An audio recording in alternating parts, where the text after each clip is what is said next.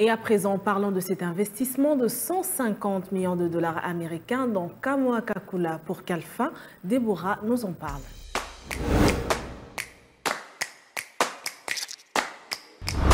Dossier sur table avec Déborah Muzinga qui est déjà avec nous. Déborah, c'est toujours un plaisir de vous retrouver. Le plaisir est partagé. Alors, on partage ce plateau ensemble aujourd'hui pour parler de ce financement 150 millions de dollars américains en faveur de Kamoa-Kakula de la part de Africa Finance Corporation. Mais avant d'y arriver, j'aimerais que vous puissiez nous fixer d'abord sur le parcours même de Kamoa-Kakula.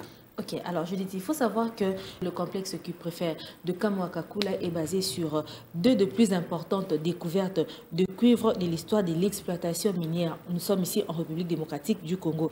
Et là d'abord, ce complexe a d'abord commencé avec Kamoa en 2008, ensuite Kakula en 2016. Et sa première production a été enregistrée en juillet 2021. Okay. Mais ce n'est pas tout. Un autre détail à prendre en compte, c'est qu'il s'étend sur 400 km² à 25 km à l'ouest de Kolwezi. Nous sommes dans la province du Lualaba. Et un autre dernier détail qu'il faut quand même prendre en compte, c'est que Kamoa Copper est une de co-entreprises entre la société minière canadienne avec 39,6% de part, la compagnie chinoise Zijin Mining Group avec 39,6% de part également, la société privée basée à Hong Kong avec 0,8% de part et le gouvernement congolais avec 20% de part. Alors, quelles sont les différentes réalisations, les plus grandes d'ailleurs, à ce stade?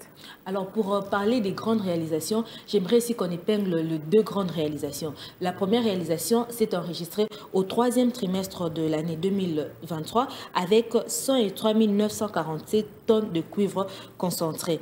Et la deuxième plus grande réalisation s'est enregistrée au premier trimestre de 2024 et on parle ici de 86 203 tonnes de cuivre sous forme de concentré. Alors, quelles sont les différentes étapes, puisqu'il y en a, je suppose, par lesquelles le complexe est passé justement pour arriver à ce développement dont vous êtes en train de nous parler? Il y en a plusieurs. En parlant d'étapes, il y en a plusieurs, mais on peut quand même épingler deux étapes qui sont quand même des étapes majeures. Alors, la première étape, il faut prendre en compte, c'est la construction des mines de Kakula et de Kasongo, ainsi que d'un premier concentrateur d'une capacité de traitement de 3,8 tonnes de minerai.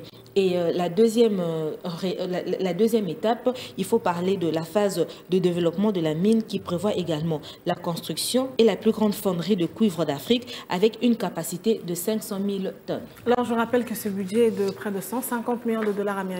C'est assez costaud. Dites-nous, c'est pour quelle fin exactement? La finalité est tout simplement, c'est que cette somme va comme ça permettre au financement de l'expansion du complexe qui préfère de Kamoa-Kakula en République démocratique du Congo. Merci à vous, Déborah, pour ce dossier proposé. J'espère vous retrouver déjà la semaine prochaine avec un nouveau dossier sur table. Judith, c'est à moi de vous remercier.